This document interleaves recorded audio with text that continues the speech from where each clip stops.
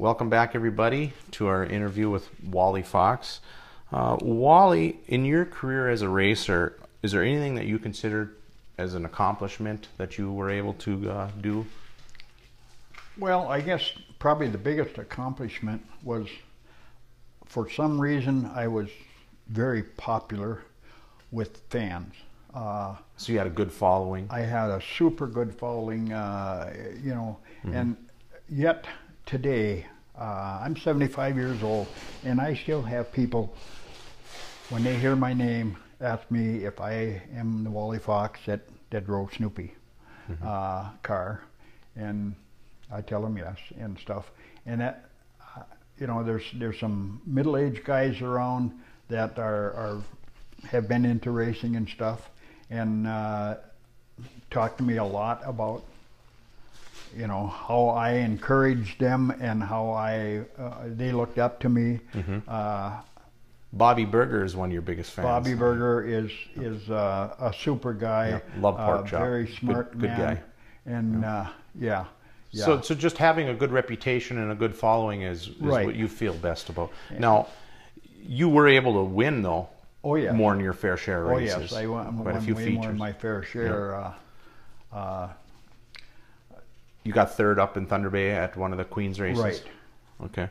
What's the story with Snoopy? Why did you have you had like a cutout of a cement block and a Snoopy on the roof of most of your cars? The cutout of the cement block was because Hoxton Cement Products started out with me, sponsoring, and I used to look at the funnies all the time, read them, and really like Snoopy. Kind of caught my eye. And so you were just a big fan of Snoopy? Yeah, I was a fan of Snoopy's, and it kind of rubbed off because Cody is too, and so I got a little Snoopy, and I don't even remember if somebody gave it to me or what, and then one of the Hoxton guys' wives come out with this long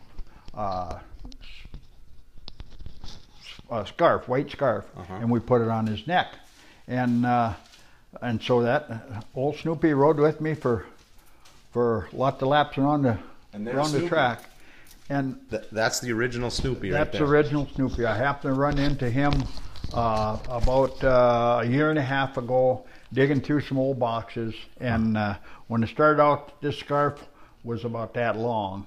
And it just kept, you can see pattering away, fraying, and it just kept fraying. And it had been washed many times, taken off and washed. Oh, I bet you got muddy. Oh, yes, it did. But that's pretty neat to still have that original Snoopy. It is. I just couldn't believe when I found it, because I didn't even know I still had it. So what was your best night of racing?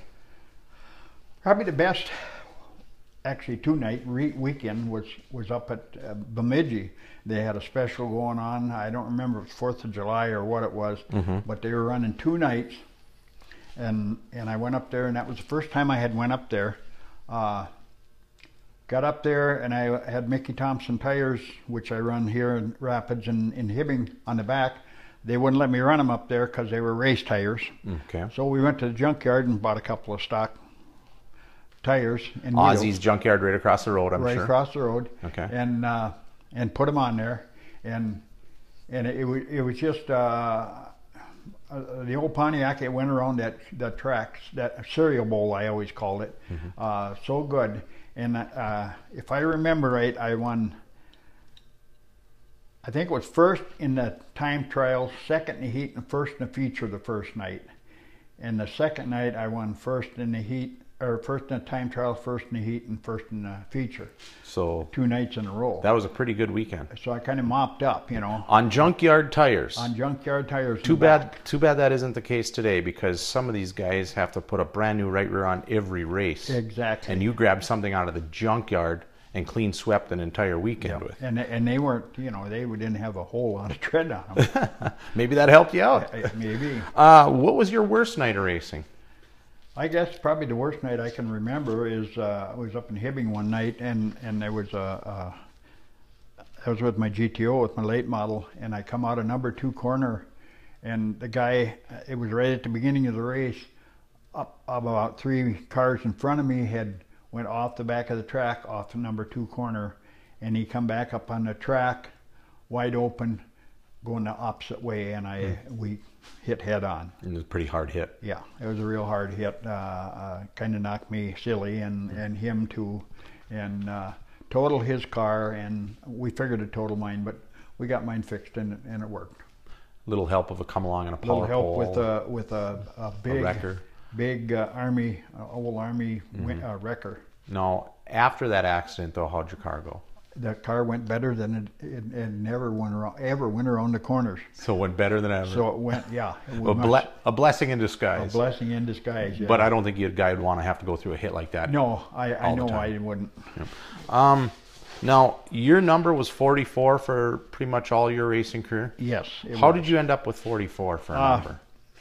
One of the Hawkinson boys, Kenny or Keith, I don't remember which one. That was a long time ago. We decided to run the Pontiac. They had the Pontiac engine, and I picked up a Pontiac body, and we got down to getting close to where number, and one of them come up with the 44.